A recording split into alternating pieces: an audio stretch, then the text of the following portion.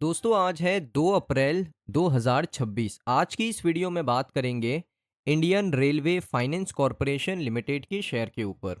अब आईआरएफसी आप देख सकते हो आज के सेशन में आपको 0.18% नीचे देखने को मिला। 91.82% के आसपास आपको क्लोजिंग आती हुई देखने को मिली। अब यहाँ से क्या ये शेयर 200 रुपये के लेवल को क्रॉस करेगा या फिर यहाँ से ये 50 रुपये तक गिरेगा, इस वीडियो में बात करेंगे। साथ में दोस्तों आईआरएफसी को लेकर बड़े अपडेट्स आ रहे हैं, उनको एक एक करके कवर करेंगे। आईआरएफसी को लेकर दोस्तों म्यूचुअल फंड का डेटा निकल कर आ रहा है, वो भी इस वीडियो में डिस्कस करेंगे। वीडियो बहुत इंपॉर्टेंट होगा, वीडियो को ध्यान से देखना। चलिए दोस्तों वीडियो को शुरू करते हैं।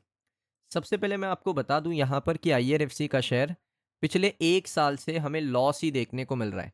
28% की गिरावट आपको देखने को मिली है आईआरएफसी के अंदर। यानी यहाँ पर जो 28% का करेक्शन है, उसने यहाँ पर बहुत सारे इन्वेस्टर का जो पैसा है वो लॉस कर दिया, क्योंकि बहुत लोगों ने शेयर खरीदा था 160, 140, 180, 200। तो उनका जो गिरावट है दोस्तों, उस वजह से उनका काफ़ी बड़ा लॉस हो चुका है। तो क्या लॉस रिकवर होगा, क्या 200 तक जाएगा, जानेंगे इस वीडियो में। सबसे पहले दोस्तों मैं आपको बता दूं, एक बड़ा अपडेट आ रहा है आईआरएफसी को लेकर। आप देख सकते हो इंडियन रेलवे फाइनेंस कॉरपोरेशन यहाँ पर ट्राई कर रहा है कि वो अपना जो कॉस्ट ऑफ बोरोइंग है, यानी आईआरएफसी का बिजनेस कैसे है कि यहाँ पर आईआरएफसी को पैसा चाहिए, वो पैसा आईआरएफसी मार्केट से बोरो करता है। बोरो करने के बाद आईआरएफसी किसको देता है, इंडियन रेलवे के प्रोजेक्ट्स को फंड करता है। फिर उसके बाद जो फंड करने के बाद जो रेट ऑफ इंटरेस्ट बचता है वो आईआरएफसी का नेट प्रॉफिट होता है। जैसे एग्जांपल के लिए मैं आपको बताता हूँ, आईआरएफसी ने अगर 10 करोड़ रुपए मार्केट से बोरो किए, कितने रेट पे, 6% पे, और आईआरएफसी ने एक प्रोजेक्ट को फंड किया लगभग 8% पे, 10 करोड़ रुपए 8% पे उसको दे दिए। अब होगा क्या, 6% पे लिया, 8% पे दिया, यानी 2% का नेट इंटरेस्ट मार्जिन, इसको कहते हैं एनआईएम। तो 2% का आईआरएफसी का नेट इंटरेस्ट मार्जिन बचा है, तो यही आईआरएफसी का प्रॉफिट होगा, क्योंकि 6% तो आईआरएफसी को आगे लौटाना है। किसको, जिससे पैसा बोरो किया था, मार्केट से पैसा बोरो करता है आईआरएफसी। तो इस तरीके से आईआरएफसी का बिजनेस चलता है, जो मैंने आपको बड़े शॉर्ट में समझा दिया। अब यहाँ पर आप देखिए आईआरएफसी क्या कोशिश कर रहा है कि वो अपने कॉस्ट ऑफ बोरोइंग को गवर्नमेंट सिक्योरिटीज़ के जो रेट्स हैं उससे नीचे रखना चाहता है, उससे कम रखना चाहता है। अब आप कहोगे गवर्नमेंट सिक्योरिटीज़ के रेट क्या चल रहे हैं, तो मैं आपको बता दूं, देखिए 10 साल का जो गवर्नमेंट सिक्योरिटीज़ का बेंचमार्क रेट है वो है 6.7% से लेकर 6.8। तो 6.7% से लेकर 6.8% का ये एक बेस रेट है। अब इसमें भी रेट बढ़ सकता है अगर हमारे देश में इन्फ्लेशन आता है, सारी चीज़ें होती है, तो रेट कम ज़्यादा हो सकता है। वो डिपेंड करता है दोस्तों मार्केट किस तरीके से काम कर रहा है। अगर मार्केट में महंगाई हो चुकी है तो जो बेस रेट है वो आपको बढ़ता हुआ देखने को मिल सकता है। अगर मार्केट में यहाँ पर आप कह सकते हो कि महंगाई कम हो चुकी है, तो आपको रेट कम होता हुआ देखने को मिल सकता है आईआरएफसी के पर्सपेक्टिव से। वैसे अगर हम गवर्नमेंट सिक्योरिटीज़ के इन्वेस्टर के पर्सपेक्टिव से देखें, तो अगर इन्फ्लेशन बढ़ता है तो रेट आपको कम मिलेगा, अगर इन्फ्लेशन कम होता है तो रेट आपको ज़्यादा मिलेगा, आपका जो रिटर्न है वो ज़्यादा मिलेगा। तो गवर्नमेंट सिक्योरिटीज़ के बेसिस पे चीज़ें अलग होती है और आईआरएफसी के पर्सपेक्टिव से चीज़ें अलग होती हैं। तो अभी जो बेस रेट चल रहा है वो 6.7% से लेकर 6.8% चल रहा है गवर्नमेंट सिक्योरिटी का रेट। अब यहाँ पर इससे भी आईआरएफसी को कम में पैसा चाहिए।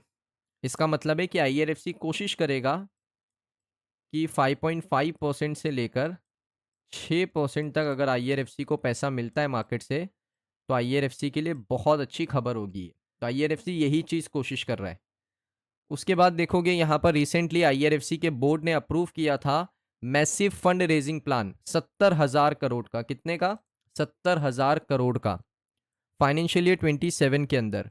और कंपनी ने कहा था कि ये जो फंड है इससे हम क्या करेंगे, अपना जो रिक्वायरमेंट है इंडियन रेलवेज का उसको भी पूरा कर पाएंगे, डिसबर्समेंट भी कर पाएंगे, डाइवर्सिफिकेशन भी कर पाएंगे अंडर आईआरएफसी 2.0। आईआरएफसी 2.0 क्या है आपको पता होना चाहिए।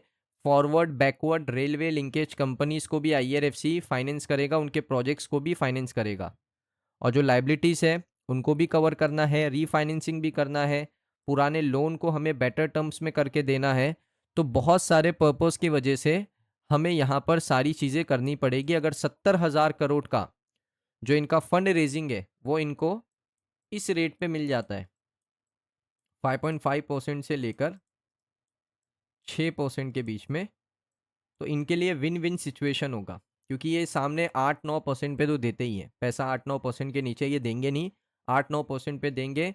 3, 3.5, 4% का नेट इंटरेस्ट मार्जिन हो जाता है, तो डेफिनेटली उससे कंपनी का प्रॉफिट बढ़ेगा, कंपनी का मार्जिन बढ़ेगा और कंपनी का रेवेन्यू भी आपको बढ़ता हुआ देखने को मिलेगा, क्योंकि बल्क में प्रोजेक्ट्स हैं। अभी आपको मैं 2 प्रोजेक्ट्स बता रहा हूँ। एक है दोस्तों रेल कॉरिडोर, जो कि इकोनॉमिक रेल कॉरिडोर है, कनेक्टिविटी के लिए, ट्रांसपोर्टेशन के लिए।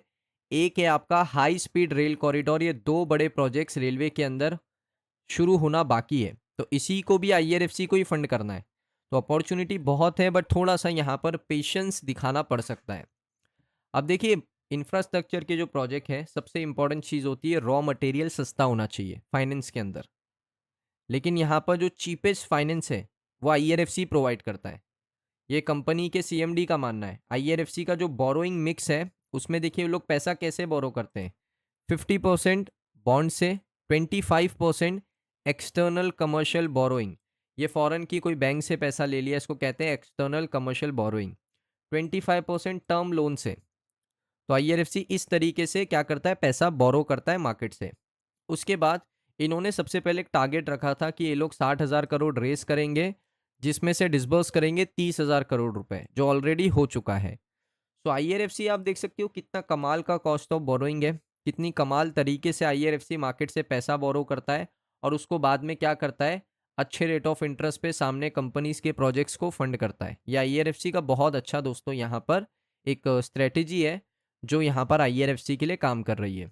उसके बाद देखोगे आईआरएफसी ने Q3 के प्रॉफिट के वक्त ही बता दिया था कि उन्होंने अपना एनुअल सैंक्शन टारगेट 9 महीने में कंप्लीट कर दिया। 9 महीने में उन्होंने अपना एनुअल सैंक्शन टारगेट को कंप्लीट कर दिया, जो कि था 60,000 करोड़ का। एक साल का टारगेट था कि भाई 12 महीने में कंप्लीट करेंगे, लेकिन उन्होंने 60,000 करोड़ का जो एनुअल सैंक्शन टारगेट था उसको 9 महीने में कंप्लीट कर दिया। तो इससे पता चलता है कि जब से आईआरएफसी 2.0 आया है, तो उसमें आईआरएफसी को फंड करने के लिए बहुत से प्रोजेक्ट्स हैं, जिनकी दोस्तों यहाँ पर गिनती भी नहीं है, इतने प्रोजेक्ट्स हैं। उसके बाद यहाँ पर मैं आपको बता देता हूँ लेटेस्ट शेयर होल्डिंग। तो इसमें आप कह सकते हो 2-2.5% इसमें कम कर दो, 84.4%। और इसमें और ज़्यादा आपको यहाँ पर कटआउट होता हुआ देखने को मिलेगा प्रमोटर होल्डिंग, क्योंकि ये आ जाएगा 75% पे।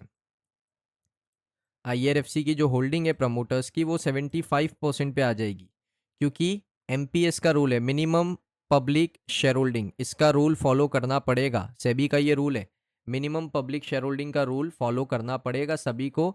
आईआरएफसी को भी करना पड़ेगा, चाहे वो सरकारी कंपनी क्यों ना हो।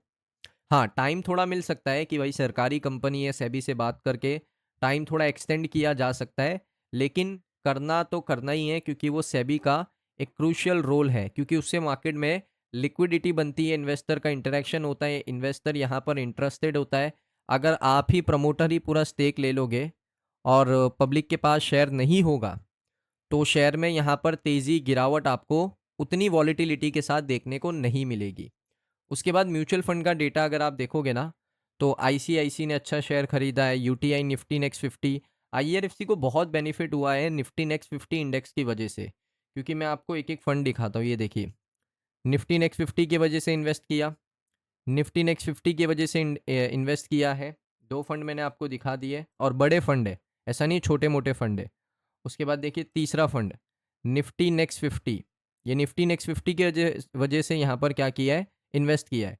उसके बाद देखिए निफ्टी नेक्स्ट 50 की वजह से इन्वेस्ट किया, यहाँ पर भी, यहाँ पर भी, यहाँ पर भी। तो आईआरएफसी को इससे बहुत बेनिफिट मिला है जब से ये शेयर निफ्टी नेक्स्ट 50 के इंडेक्स में शामिल हुआ है।